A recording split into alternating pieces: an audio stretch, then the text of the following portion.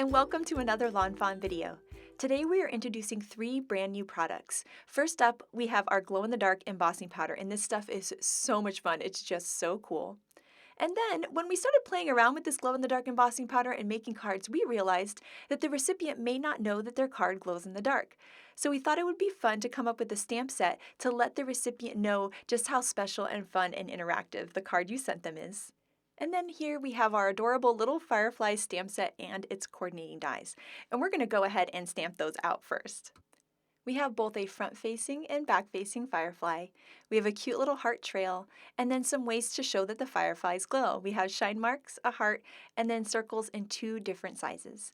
We also have a really fun sentiment, hope your day glows with happiness. Next up, we have our Lights Out stamp set, which has a cute little light bulb, a little label, and a little moon and stars there, and then some fun little smiley faces that you can add to the moon and the light bulb, and of course some rosy cheeks for those smiley faces too. Then we have some great sentiments. We have I glow in the dark that fits in the label. We have lights out, and then these little dotted lines that you can use on the top and bottom of your little sentiments there to kind of make them look really nice and special. We have psst, and then I glow in the dark, and we also have glow in the dark in parentheses. I'm using my Copic markers to quickly add some color to these fireflies, and you can have fun with these fireflies. I like yellows and turquoises and also kind of blues and purples for them as well. And then I'll also add some color to the light bulb from this Lights Out stamp set as well, and I just think this stamp set is just so adorable. So we have coordinating dies for both sets. Here are the ones for little fireflies. You can bend them apart at the tabs or use your wire snips to separate them. I'm going to use my coordinating dies and line them up with my stamped images, hold them in place with some low-tack tape, and then run it through my die cut machine. Here is then a look at all of these cute images, and I wanted to show you how I use that larger circle. And what I like to do is take the larger circle and tuck it behind the firefly so that it kind of shows the glow that's coming out from the firefly. You can also use those little shine marks with your firefly, and I like using the smaller circle to almost represent little fireflies way off in the distance. So I love that you can have 2 different sizes of glow and that fun little heart trail too. Here are the dies for the Lights Out stamp set, which we can bend apart at the tabs or use our wire snips to separate. I'm going to line those up with the stamped images, hold them in place with some low-tack tape, and run those through the die cutting machine as well. And now these are all ready to add to the inside of my glow-in-the-dark cards. I'm using a 4.5-inch square stitched rectangle, and I'm going to die cut white cardstock 3 times. One's going to be my sky, and the other 2 are going to be my grass. So I used my Grassy Hillside die to cut a taller grass and then a shorter grass, and I'll be able to layer those in creating a really cool scene. Next up, I'm going to use my Finley's ABCs dies to die cut some white cardstock placeholders just to kind of help guide me as to figure out where I'm going to place my stamps onto my background. So here you can see I'm putting them all into my MISTI there as a little placeholder so that I can layer my stamped images that we're going to stamp on there. Once I have those in the perfect placement, I can use my MISTI to pick up the stamps, and then I can take all of those little placeholders off. I'm going to use my powder tool here to add some powder to my background so that my embossing powder only sticks to my sticky Versamark ink. I'm going to stamp down my little sentiment stamps there, and then I'm going to heat emboss those with some white heat embossing powder. Later, we're going to do a little emboss resist technique with these. I'm using my Copic markers to add a little color to these fireflies, just like Elise did. And Elise let me know what markers she used, but I didn't have those exact markers. But you know what? I was able to make my markers work and still kind of give it that cool blue-violet kind of color, even though I don't have that many blue-violet markers. I'm going to add a little turquoise colors here to the wings. I used V01 and BV000, BG10 and BG70, and then Y02 and Y000, and they're looking super, super cute. So now we're going to do that emboss resist technique, and I'm going to be using my Distress Oxides. I use them for the first time in my Intro to Pivot pop-up video, and they are so cool, so I had to use them again. So for the sky, I'm going to use Wilted Violet and Faded Jeans, and I'm going to start off of the paper and go onto the paper in a circular motion, and I'm going to slowly build up that color. I'm going to add the purple to the bottom half of my card, and then I'll switch over to my Faded Jeans for the top half of the card. Here you can see that white heat embossed sentiment is resisting the ink and popping right through that sky. Now I'm going to go in between the purple and blue sections and kind of overlap the colors. So I'm going to overlap the purple onto the blue and then overlap the blue onto the purple to create a seamless blend and give that kind of gradient look to the sky. I got a little ink on the little heat embossed area, so I'm just going to take a dry cloth and buff that out, and now you'll see it's that nice bright white color again, and it's such a cool look. I'm going to add color to my grass pieces in the same way. And my taller grass is going to be in the back, and I want that one to be darker. So I'm going to put mostly Lucky Clover on it and then a little bit of the Twisted Citron on the bottom.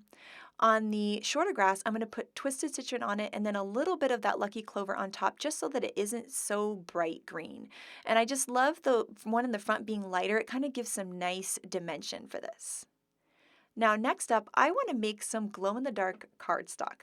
So I'm going to take my Versamark ink pad and just put it directly onto my white cardstock here. So you'll see I'm just kind of smearing it onto the cardstock, really building up that ink. Then I can go ahead and add my heat embossing powder on top of that. And so now we're going to be covering the entire piece of cardstock with heat embossing powder. Now once I've melted the powder onto the cardstock, I want to add a second layer of heat embossing powder to give it kind of a cool three-dimensional look by building up that powder. So I'm going to take my Versamark ink pad and smear it all over the paper again, add the heat embossing powder again, and then heat it up, and it's going to give this really cool three-dimensional appearance, especially when we die cut it later. Now I'm also going to be stamping the largest circle from the set a bunch of times in Versamark ink, and I'm going to add my heat embossing powder, and I also want that two-layered embossing powder look. But I'm going to do it in kind of a quicker way this time. I'm going to add the heat embossing powder, melt it while it's still hot and still kind of sticky. I can add more heat embossing powder on. It's going to stick to those circles, give that three-dimensional kind of look by adding more heat embossing powder. I can melt it, and now you're going to see that kind of raised appearance, and it was really quick and really easy to do this way. Next up, I'm going to use the coordinating dies to cut out all of those little circles so we have our little glow marks.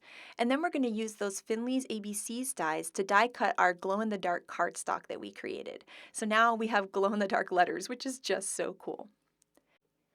Next up, it is time to start layering all of these pieces we've been working on. So I'm going to layer my tall grass and then my shorter grass. And I'm going to take my glow-in-the-dark letters and kind of place them on the card how I would like. I'm putting them kind of topsy-turvy so they look kind of fun and different. And then I'm going to use my glue tube to add some glue to each of those letters and permanently put them in place. Next up, I am going to take a sentiment banner and die cut some black cardstock. And I'm going to be stamping something from Lights Out in it. So I'm going to be heat embossing it. So I'm going to stamp in my Versamark ink and then add some white heat embossing powder to go with the white heat embossing that we did on the sentiment at the beginning. Then I'll be creating a card base that's going to be 4.5 by 4.5 inches square, and we can add our whole panel to that piece. I'll take that glow-in-the-dark little banner there, I'm going to add it to the front and then just trim off any of the excess. But you could also stamp it on the inside as well and kind of have the glow-in-the-dark thing be a surprise until the recipient opens the card.